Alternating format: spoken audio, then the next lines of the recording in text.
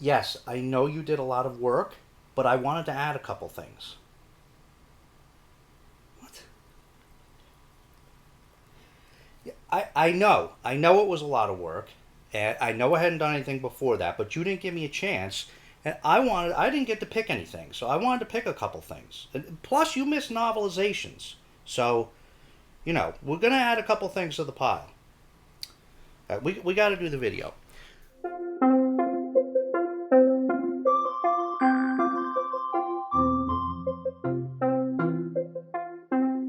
Hey everybody, thanks for joining us here today at Book Blather. If you're new here, I'm Dave. This is Olive, and we talk about the books that we've read or acquired recently to help spread the joy of reading. So, a few days ago, we announced that we were taking part in GarbAugust, which is a very popular reading event for the month of August where we read nothing but trash. And so you could see some of the books that we had picked out as possibilities for in that video, but we figured we'd do a quick sort of TBR, not TBR. There's too many. We'll do a pile of possibilities today. I think this has happened to most people taking part in GarbAugust. They're so excited about it, collecting all this garbage, and we can't read. There's no chance of reading these piles that we have. So I think we all have these piles of possibilities, and we'll be selecting from those throughout the month. So. I'll go through them. It'll be pretty quick because I know almost nothing about most of these books. Other than that, they're trash. And I have a couple questions for you guys, and maybe you can give me some information that I don't know. so the first week there's prompts each week, and if you're partaking, you don't have to follow these prompts, but there are for some guidance. There are prompts for each of the 4 weeks. The first week you have a choice between men's adventure and category romance, like a Harlequin romance. So the one of the ones, this is not really in our pile of possibilities. We're definitely reading this one. The book we are most excited to read, I think, for GarbAugust is The Man of Bronze, Doc Savage. And so we wanted to read this for a long time because been listening to Michael K. Vaughan talk about how great Doc Savage is for a couple of years now. And so this is a classic men's adventure. This is the first book in what I think is over 100 books now. It was very, very mass-produced, very popular series. And this is so Doc Savage is he's an action hero that like almost superhero powers, I think.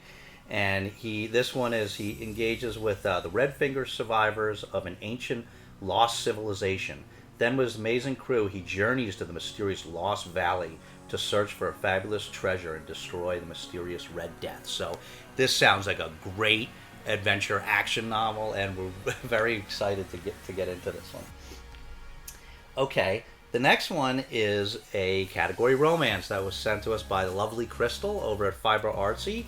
She read this last year, I believe, for GarbAugust, and this is called Phantom Lover by Rebecca York.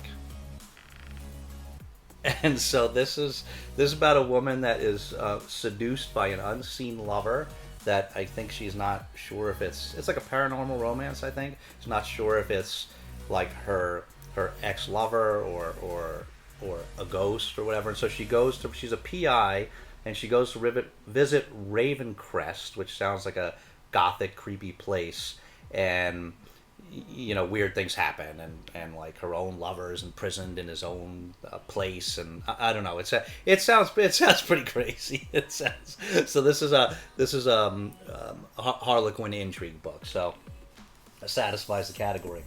And the last thing is, as you know, we're slow readers, so we're not going to get to read nearly all these books, but there are some. Some that we're maybe if we moving fast, particular week, we'll fill in, and also the final week is Anything Goes, and that's long. That's a very long week, and so we'll be reading some stuff then. So, kind of want to get the scoop on all these. So another one that we picked up at the book fair is called The Silencers by Donald Hamilton. And I'd be looking for a little guidance from you guys about this. So this is apparently part of a very long series, like 20, I thought I read 27 books or something somewhere. It's a lot of books about this character, Matt Helm. And this is the 4th one in the book, in the series, but I'm wondering if you can read this by itself, because I know they made a movie out of this. I think it's the only one they made a movie out of. but I read somewhere that maybe it's like a mashup of like the first book and this fourth book, or so I don't know. If any of you have read this and you can tell me if this can be read as a standalone, let me know. We're probably not going to get to it anyway, but it would be good. It would be good to know. Period. Okay, so the second week is Vintage Smut or Paperbacks from Helm. And so we pretty much stuck with Vintage Smut for this. I don't know if we have any of the official Paperbacks from Hell that are listed in Grady Hendrix' Paperbacks from Hell book. But it's not limited to that. You can do other horror novels from that time frame. And we have some, but I think we already have too much on the list already. We're just going to stick with the Vintage Smut. So our first one is Lady Chatterley's Lover by D.H. Lawrence. This is a very old classic. And this is, I believe I'm buddy reading this with MJ in week 2, but I have to double check with her. And this is about a woman of like a high station, but I think is like bored with life and ends up having a very illicit affair with like her the groundskeeper or something of her husband's estate, somebody that works for them. And so it's this sort of, and apparently it's very what do you call it? Very scandalous, risque book. So we've heard of it, of course, before. So we are pretty excited to get into this, especially if I'm going to be buddy reading it. But another one that we found that maybe we'll be able to squeeze in is this one, which we found at a book fair that we had never heard of before. The Symbol by Alvah Bessie. And it's advertised on the back as it's Sexcapades, a parade of 4-letter words, and it's star-studded Who's Who game. So it's about a Hollywood love goddess. What does it say here? That some found too frank for comfort. The no-holds-barred story of a woman raw sex made a star and then piece by piece destroyed. So this sounds wonderfully trashy. And I am hoping that I think we're going to squeeze this in, whether it's the second week or the last week. I think we'll manage to fit this one in. Okay. The next week is novelizations, meaning like a novelization of a movie or a video game, or book by a celebrity. And so originally what we were going to do was we had found this used copy of Star Trek, the motion picture, a novelization of the Star Trek movie, and it's by Gene Roddenberry. And I think the book is by Gene Roddenberry. Actually, I guess I don't know. I thought Gene Roddenberry wrote this book. Yeah, novel, Gene Roddenberry. Okay, so we were originally going to do this, and we've never read any Star Trek. We love Star Trek, never read any Star Trek books. And so we were originally going to do this one, but then I found this just recently at the book fair, this Star Trek 10. And again, I'm going to mention Michael K. Vaughan again. I heard him actually very recently talking about these Star Trek novels by James Blish. That these in particular, that he did a bunch of these numbered ones that kind of where they're a bunch of episodes of Star Trek, and he said these ones by Blish are particularly good and particularly fun. So I was thinking of maybe doing this one instead, but I don't know much about it. It says 6 fascinating new episodes, so I don't know if these are new episodes that weren't episodes from the TV, or these are novelizations of actual episodes. So if anybody knows how these Star Trek books by Blish work, let me know. I'm thinking we're probably going to read this. But I'm not sure if I showed it, but I'd be curious if anybody knows the answer to that. Okay, and then we're moving on to Anything Goes. So we have some books that don't necessarily fit in any of those categories, but so the first one is particularly important, which we definitely have to read. This year's GarbAugust is in honor of Pax Panic. She was one of the co-hosts last year that recently passed away, and so one of the challenges, I guess, of this GarbAugust is to read a book that she read last year. And this is one of the books that she read last year, Celestial Chess by Thompson. Thomas Bontly. And this is not just a book that she read last GarbAugust. This is actually her copy of the book, because she would often send us books when she was done with them. So this is the one that she sent, one of the ones she sent us, so we're definitely going to read this. It's very, very important for us to do that. And this, I don't know too much about it, but it's about like this monk and a devil go to battle, and that's where the name Celestial Chess comes from. I think they have like some strategic battle, but the monk dies, and then somebody else comes along and deciphers some manuscript, and he gets involved in this,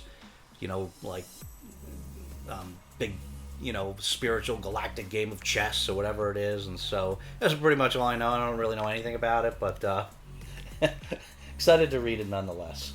Another potential fill-in final week novel is high likelihood, actually, is this: the Asriel Uprising by Allyn Thompson.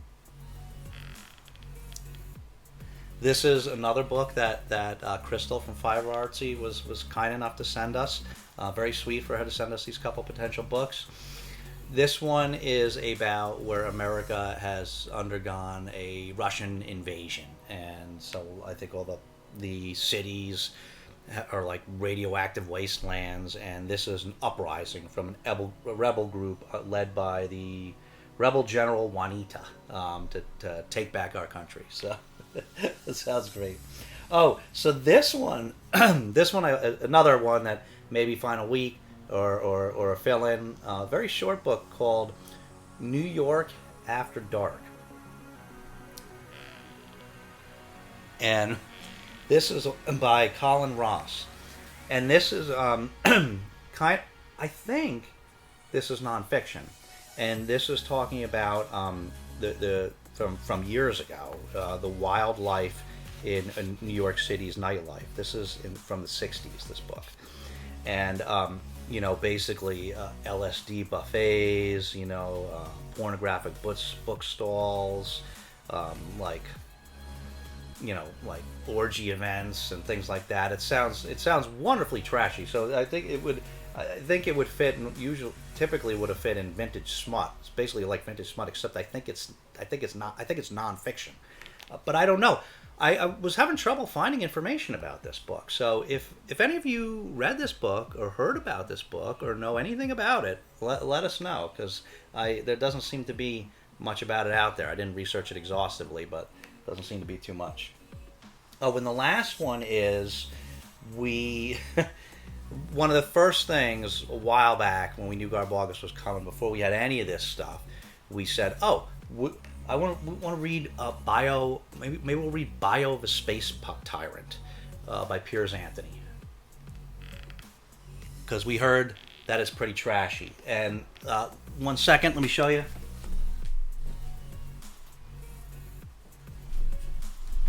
We hunted it down on eBay, and like by far the most economical way to get these was just to buy the whole set.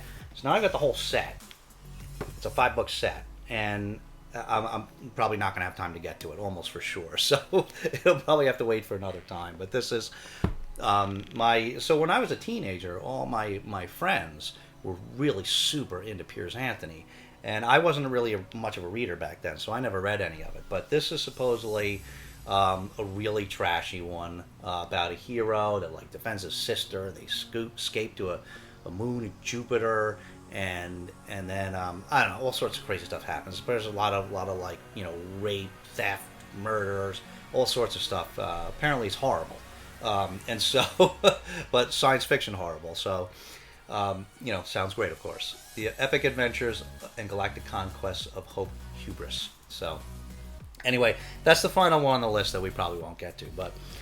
So anyway, if you have, I know we had some specific questions, but if you have any thoughts about any of these books, if you've read any of them or planning to read any of them for this GarbAugust, let us know.